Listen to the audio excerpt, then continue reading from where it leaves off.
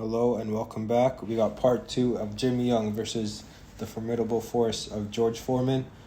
Round 7, we ended off round 6 talking about how Jimmy Young was controlling distance, staying too far or too close to George Foreman, because Foreman's appropriate punching distance is the mid-range. And now, that was a nice body shot. Now round 7 actually picks up. Foreman catches Jimmy Young with some punch. So with George Foreman, no matter how good you could keep your distance, you got to weather the storm. Here in round 7, you'll see George Foreman. What I was talking about, George Foreman's good at mid-range, right there. He's not too close, he's not too far. He's just in perfect distance to land his hooks and uppercuts. And Jimmy Young will have to weather the storm. Oh, he gets him with a good hook. Gets him with another good hook. Jimmy Young does. You see how Foreman always, you'll see this in a lot of his fights. He'll put his hands on the guy's shoulders or chest and he pushes him back. This is what I mean by mid-range. When we saw Jimmy Young, when he was super close to George Foreman couldn't get off his punches. When Jimmy Young was way too far, Foreman couldn't land his punches because Jimmy Young was too far. Here is where Foreman wants his opponent at a bent arm's distance. This is where he does his best work. If you watch any of his knockouts and whatsoever, right there, that's what I was talking about, middle range.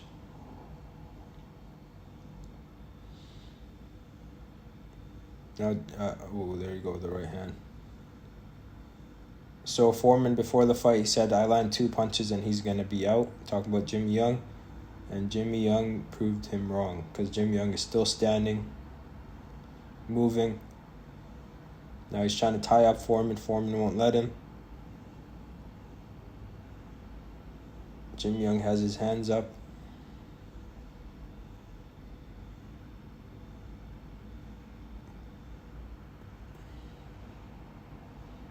Land some good punches.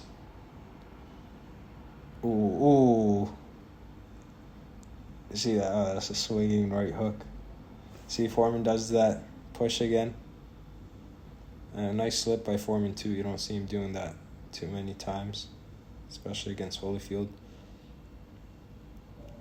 Puts his hands on Jimmy Young, pushes him back, slips a jab. I think he slips another jab here. Yeah, slips another jab. Jimmy Young lands some good punches. Ooh, that was a nice right hand. Not very much strategy here. It's more survival and trying to get back at Foreman from Jimmy Young. That was a clean right hand. And you see Foreman leaves himself wide open when he throws shots. Something you can get away with when you're a big puncher like Foreman, but it does affect you in the long run.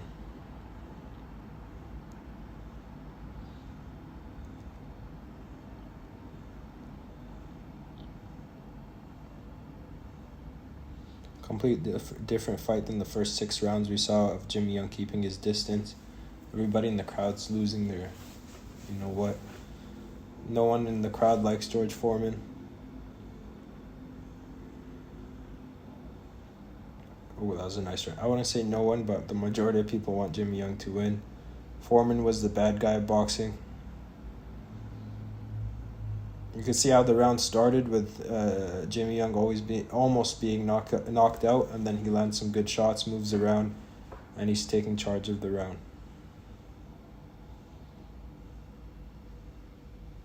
Now, like I said, I believe this is the fight that sent George Foreman into retirement.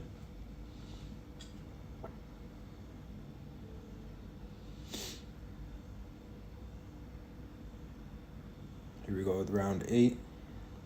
Now Jimmy Young, the fight slowed down a little bit, or not, different than the previous round, I guess. So up to the 6th round, things were pretty calm. 7th round, fight got crazy. Both landed some great punches. Now it's slowing down a little bit here.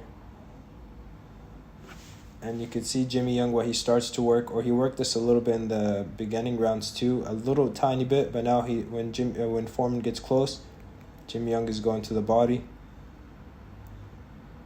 And then he gets him with a hook to the head. Nice right hand. Nice right hand again. Tie him up. Land your punch, tie him up.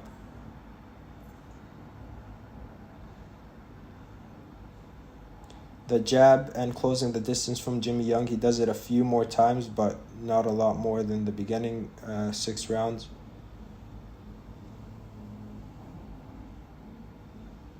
You see he's just backpedaling, but trying to stay off the ropes. Nice right hand. Nice body shot by Foreman.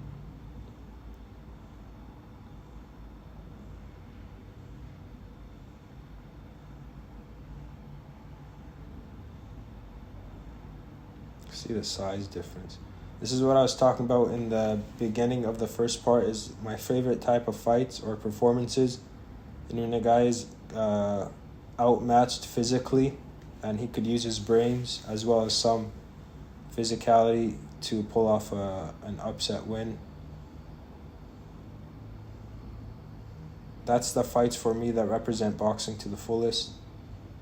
There you see Jimmy Young do that jab and then close the distance. Although the jab didn't really land, but same idea as before. Now I noticed when Jimmy Young would do this jab and close the distance, this is after he would hurt Foreman or land a good punch. When Foreman would get mad, Jimmy Young would jab and give him a hug. So jab, I think that landed, and then gives him a hug. But yeah, using your brains to outsmart and win over someone that's much stronger than you is truly the top feat in a boxing fight, in my opinion. There goes that jab. It doesn't land. He gets Foreman. Foreman puts his weight on him. There are really good types of fights when both guys are equal, like Mickey Ward versus Arturo Gatti. Both fighters were equally ready to fight, had the same mentality, and that proved to be a really good fight. But I think the top type of fight is when you're the complete underdog, not against someone that's just a better or someone that's a better boxer than you, but someone that could really hurt you, and you pull off a win. It would be like if Kell Brook fought when he fought Triple G. If Kell Brook won that fight using his mindset and his boxing abilities, that would have been a very good win. Nice right upper left too.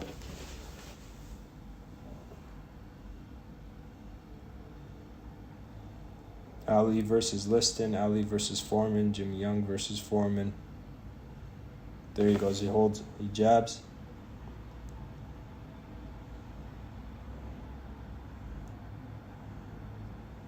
And then gives him a hug. Jab and give him a hug. There goes that body work. And of course, this is the Foreman after Ali, and I think after the Toronto 5, but he's still a scary man. Jimmy Young sneaks in 2 punches.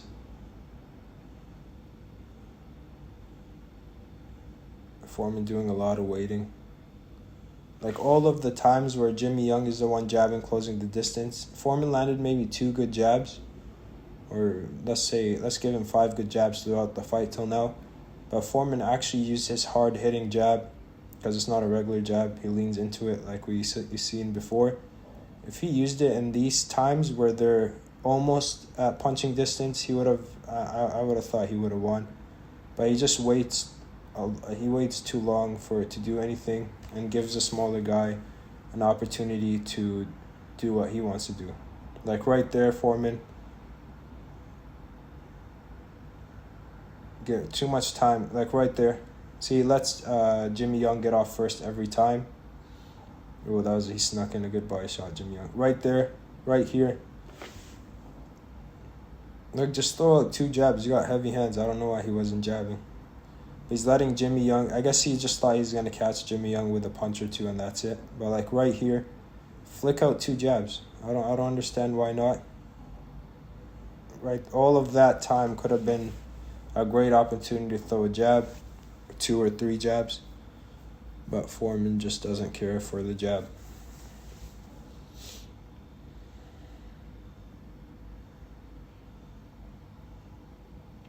Like right there, that jab.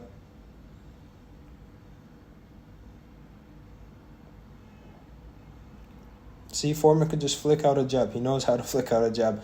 A lot of people say that Foreman wasn't very technically sound. Maybe he wasn't, but he did know the boxing rules and how to box and how to fight.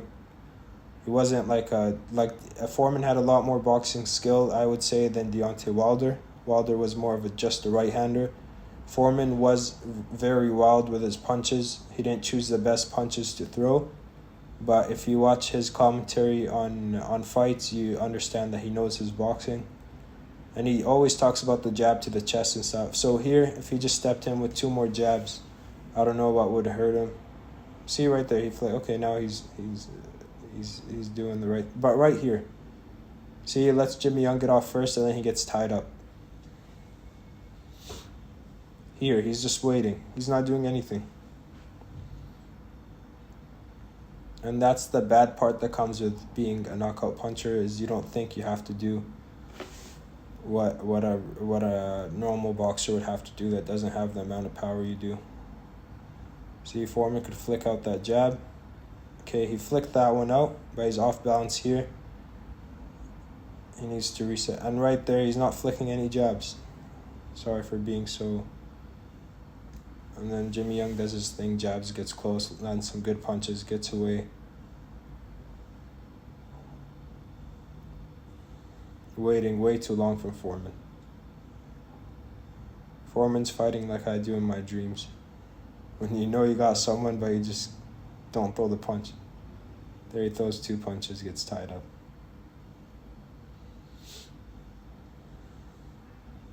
And Jimmy Young is throwing punches at all the right moments.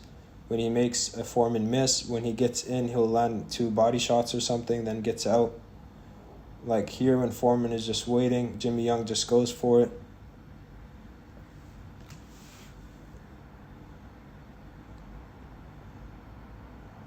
So there's right times to throw punches. And Jimmy Young is throwing punches at those right times. Foreman is not.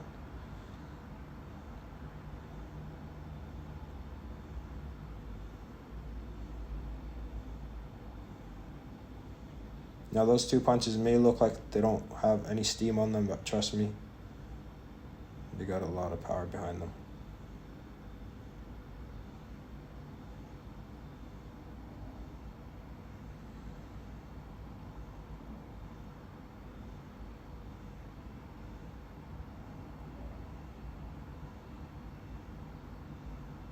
Or the biceps on George Foreman. Foreman is too passive for me in these rounds. He's not doing anything. Right there, why don't you just jab? Just throw the jab. I don't know why. He has a pretty good jab, George Foreman. It's not like he doesn't know how to jab. We seen him jab in this fight. He just doesn't use it. Right there. Okay, now George Foreman might be tired, but you know who's really tired mentally and exhausted is this guy. Because this guy is Jimmy Young is trying to avoid any punch from George Foreman every time George Foreman gets close. So he's mentally exhausted. It's the 9th round, and he's still having to be vigilant for punches that are coming from the big puncher. So if George Foreman is tired from punching or from moving, Jimmy Young is exhausted. Okay? Now, when you don't do anything in these parts, when you just let Jimmy Young walk and breathe, he's walking and he's breathing. And George Foreman doesn't throw a punch. You just let him get back all of his air, which he's going to use for another attack or for movement. So here, even if George Foreman was not thinking of attacking, flick out that jab 3, 4, 5 times. Maybe 1 or 2 of them will land, but more specifically, more importantly, those jabs won't let Jimmy Young rest and recover. They'll keep him thinking and staying on his toes. But here, Foreman is letting him recover. He's recovering. See, and then he comes in with a big punch. But Jimmy Young is already, he cleared his head by the time he walked from here all the way out here to the other part of the corner. So when you got someone that's scared of you, or not scared of you, I don't say Jimmy Young is scared, but someone that you know is scared of your power or worried about it, don't let them rest. Right there, that was good. See, when Foreman does jab, it works. He knocked Jimmy Young back, even in the first round. That was a nice jab. Oh, okay. So if Foreman goes in for a hook, and then he brings it in as a jab. Do you see that? How he drops his hand like a hook? Jimmy Young has his hands up waiting for that hook to come, and then Foreman whips it in, changes it into a jab.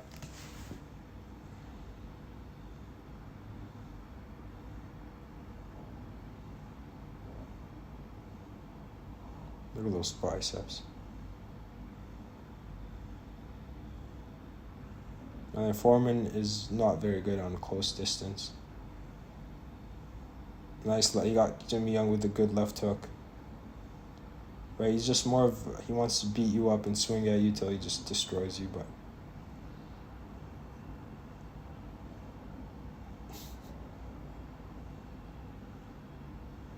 So no matter how strong you are, no matter how small the other guy is, you gotta pop that jab. See, Jimmy Young, this is all recovery. If you've trained with a good coach or someone that knows fighting, they'll tell you take a walk around the ring, catch your breath. And Foreman is letting Jimmy Young catch his breath, maybe because Foreman is just as tired, but you gotta put pressure on him so he can't take this walk. Look at this walk that he's taking. That's all recovery. And then the round is over. Don't let guys recover. Keep it on them. Even if you don't want to hurt them, just make them think that you're going to keep it on them just so they can't rest. And Jimmy Young is also resting on the inside.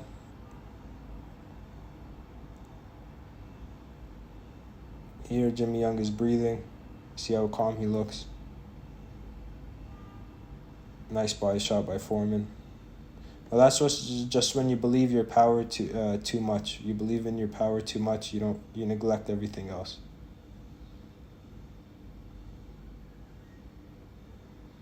That happened with Foreman versus Ali too. Foreman just believed in his power way too much. Oh, that was a nice hook. That was a nice hook.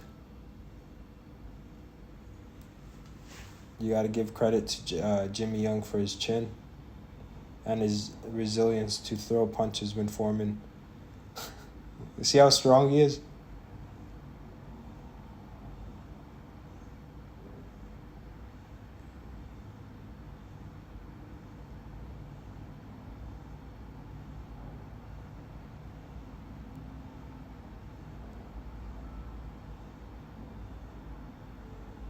See, Foreman is just so angry. He's like, I want to get this guy watch.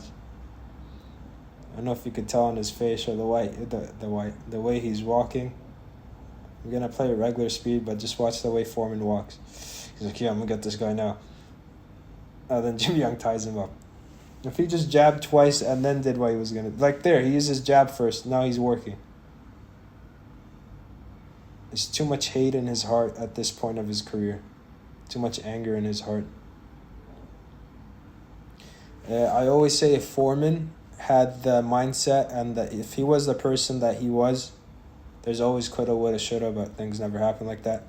But if Foreman had the same mentality and the patience and the humility during his second comeback when he won the championship against Moore, if he had that mindset in this stage of his career or even before the Ali fight, he would have been unbeatable. Ali wouldn't have beaten him, I don't think so. Jimmy Young certainly wouldn't have beaten him. But Foreman at this stage of his life, he's in a dark place and he just hates everyone, I guess. But I always say if Foreman had that mentality when he was younger, oh, he would have been something else. Because he has everything that a heavyweight wants, which is power and strength, and he has some boxing skills. He just needed to have a better mindset. And this is, I don't know who watches my fights, boxers, non-boxers, but that's the thing with mindset is you could be gifted all the power and strength and reach and whatever that George Foreman had, but if you don't have the right mindset, the patience, and the strategy, you're as good as nothing. We see Jimmy Young with a lot less natural gifts. He has a lot less power. He has a lot less strength. You could see the size difference between them, but because he has the mindset, that wins him the fight. Okay.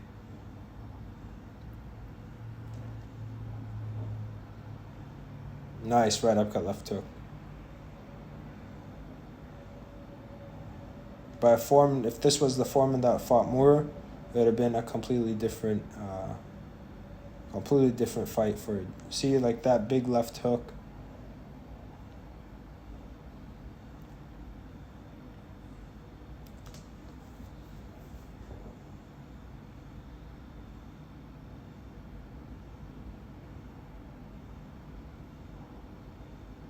He's just too angry. He's just too... Good thing he became a pastor after. Or not a pastor, he became something else, I think. But he had his own church or something. I think that helped him a lot. Nice right uppercut. See, like 10 punches from Jimmy Young equals half a punch from Jimmy Foreman, like hurt-wise. When you see Foreman land, you see the reaction of Jimmy Young. Whoa.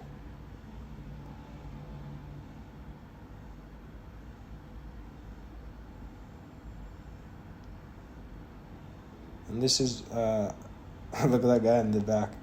This is why frustration and anger is not good for the body, not good for the soul. Always be relaxed and calm. See, right there, these seconds, George Foreman should be jabbing. But he's letting Jimmy Young move, and see, he lets Jimmy Young get off the jab first. Nice jab from Jimmy Young. He had pretty good reach, Jimmy Young did. You see that reach? See, he's letting Jimmy Young walk, recover, and then attack. And then walk again. Jab, walk, recovering, recovering, recovering, recovering, recovering, recovering, jab, recovering, recovering, recovering.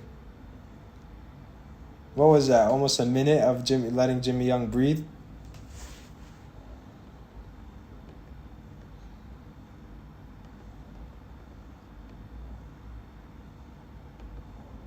Those are all opportunities to just pop a jab out. See, he lets Jimmy Young get off first with the jab. Now I think Foreman's pretty tired here. Jimmy Young said if I could go past the 5th round, Foreman doesn't have a chance, I think. He said something like that, like I just got to make it past the 5th round.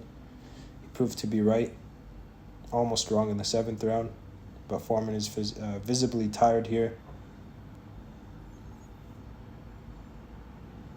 And no matter how scary you are, there's going to come a time when someone is not going to be scared of you, and that's going to take a chance and really put up a fight against you. So instilling fear in people works for so long, and then it doesn't anymore, and then you become a joke because people start realize that your only way of winning is fear.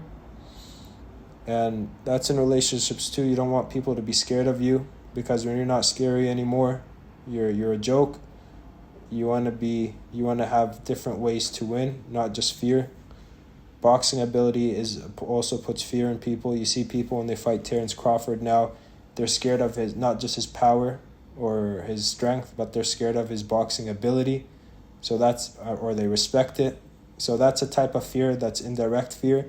You're fearing someone that they're better than you, okay? But the type of fear that Foreman instills in people or did in the past was just his hurt fear, which is the most basic type of fear. But there's also, you could put fear in someone that you're smarter than them.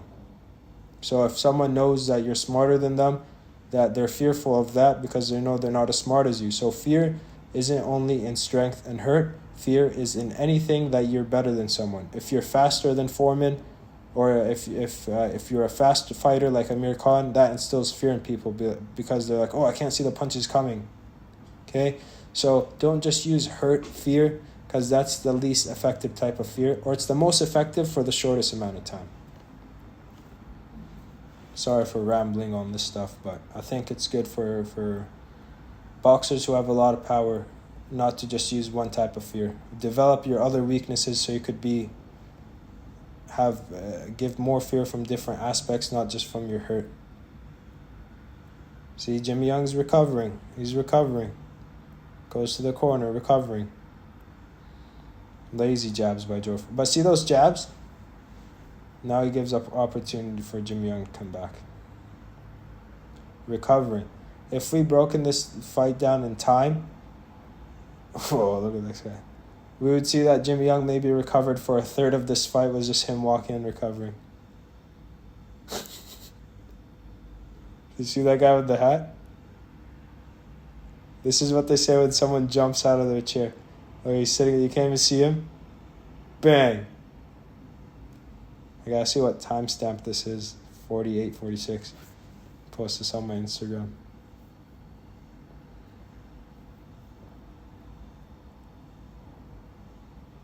So the more aspects people that you have that you can improve, the more aspects that people would not fear you but respect you from or think twice.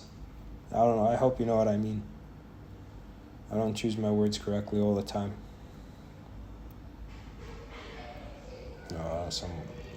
Sorry for the outside noise, people.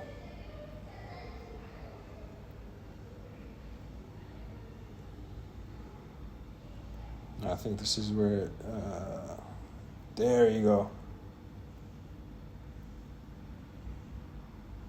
I see Jimmy Young doesn't even listen to the ref. The ref is breaking them apart. He's just throwing punches.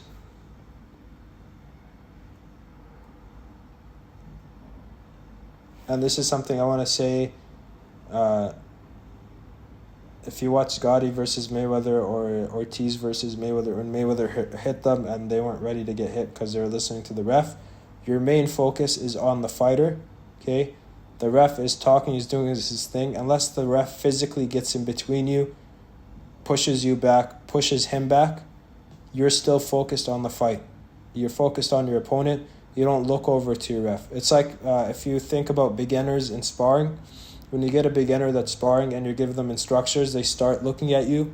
And what does a coach always say? Don't look at me when I'm talking to you. Just focus on the sparring, but focus on the opponent or your sparring partner, but listen to me. This is the same idea. Good fighters, great fighters, their whole focus is on this guy, on his opponent. The ref is talking whatever he does. Unless the ref stops, calls timeout, pushes you back, pushes him back, then listen to the ref. If not, your focus is on this guy, especially if he's as dangerous as George Foreman. But don't look at the ref in the middle of a fight. Pretend the ref isn't there.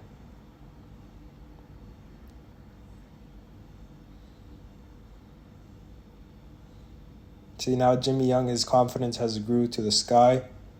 If you watch Jimmy Young in the first round compared to the last round, completely different self-belief. Not self-belief. I don't know what the other word is. I forgot it. Confidence. His confidence has risen up a lot. He was dancing a little bit in the first round. That might have been a low blow.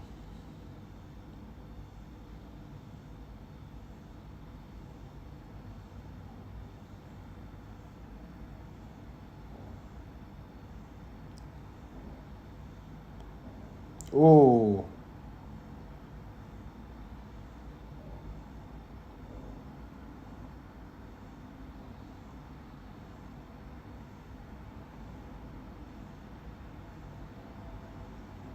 Those are the body punches. Maybe a couple went low, but those are the body punches that Jimmy Young used to get Foreman with. Foreman couldn't see those punches because Jimmy Young was so close. I think he's going to drop him here somewhere.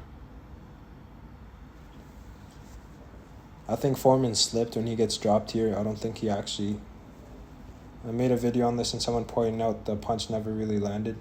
I think it's... See, those are the punches. I said in the first part, or maybe in the second part, that Jimmy Young knew all the right times to throw his punches. That's why he was effective. Even he had less powerful punches than Foreman.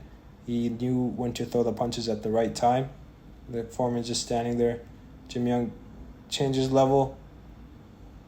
Bang, bang, bang. Even if they don't land, they look good to the judges. It builds confidence. Here, I think I think he just slips. Was it here? No, they're going to switch places. But I could just see Foreman falling over his feet. That's the same hand action that happened with Foreman when Ali hit him, which is that hand thing he does. If you've seen him before he got dropped by Ali, his hands go in the air like that. He's just out of it. And here, I posted this on Instagram a while back, but someone said the punch doesn't even land. I don't know, it's up to you guys. What do you think? Did that punch land? It looks like it landed. I think it landed. And Foreman falls. Foreman gets up. People can't believe their eyes.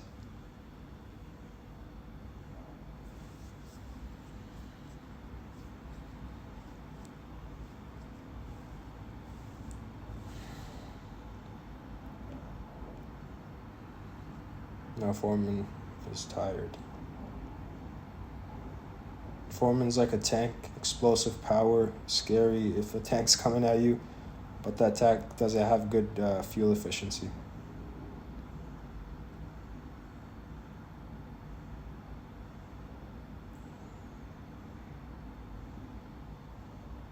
No, Jimmy Young just knows he has to survive these seconds of the fight.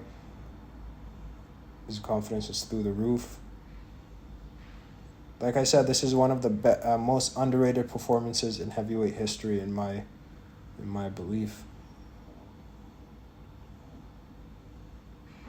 On paper, Jimmy Young doesn't look that, on paper he doesn't look like he could stand a chance against Foreman.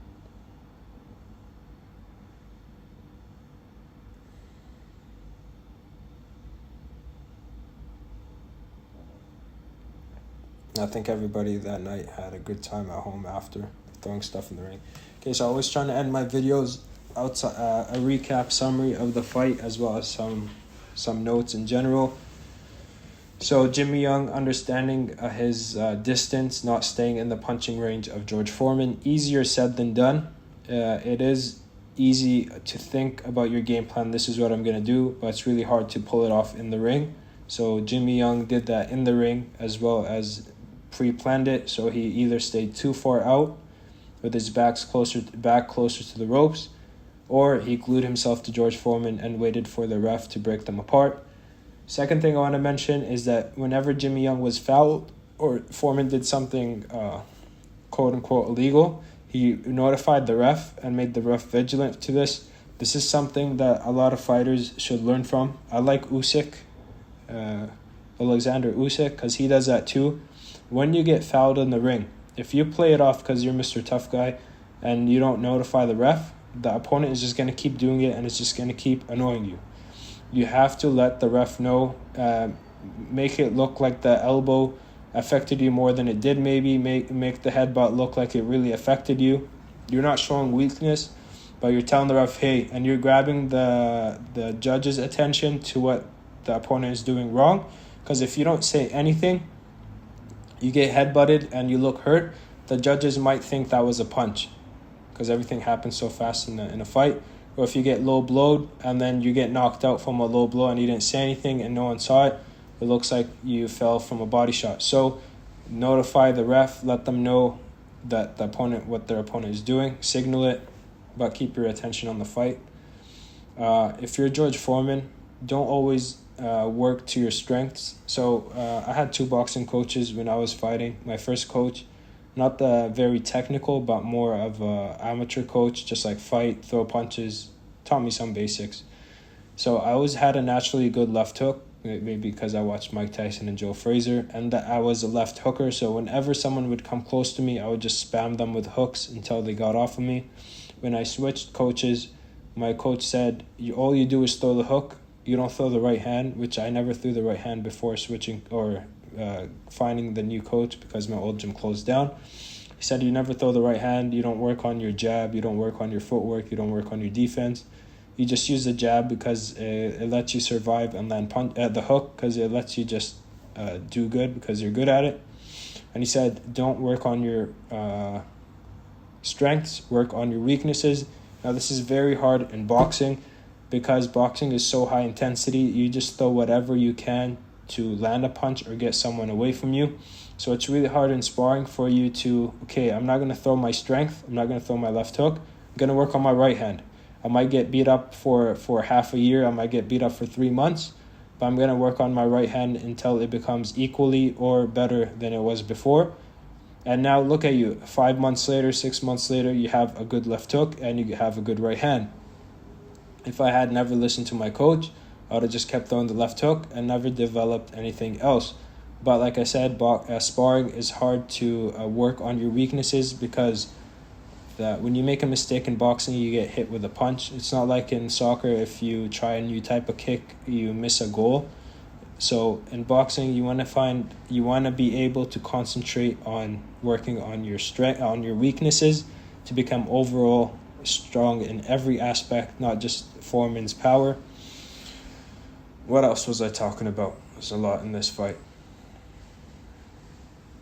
Yeah, fear is the worst thing you could have as a fighter if it's just fear. Okay, if you put fear in people, but you're also fast at boxing, your boxing IQ is good and all that stuff, then that works together good. Fear is very good. Everybody wants to be feared in the ring. But if you're just, all you have to offer is fear to the opponent, make them fear you, until that new generation of people that don't fear you come up, and then they start just outboxing you. Until then, you'll do good, but right until someone doesn't fear you, the tables will switch and you become the less feared because you get exposed for what you are.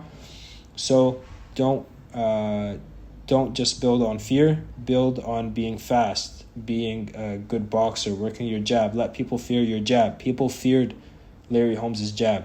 People feared Floyd Mayweather's defense. Okay. They're not feared to get hurt by Mayweather's defense, but they're scared to look stupid. So work on other aspects of your game. I'll stop talking. I'll drink some coffee. But yeah, thank you for watching. I'll be back with some more videos. I could tell people like this fight, especially the older crowd. I got a comment saying it's good to see Jimmy Young is still remembered. Great fighter. I'll see you guys next time. Have a good day. Bye.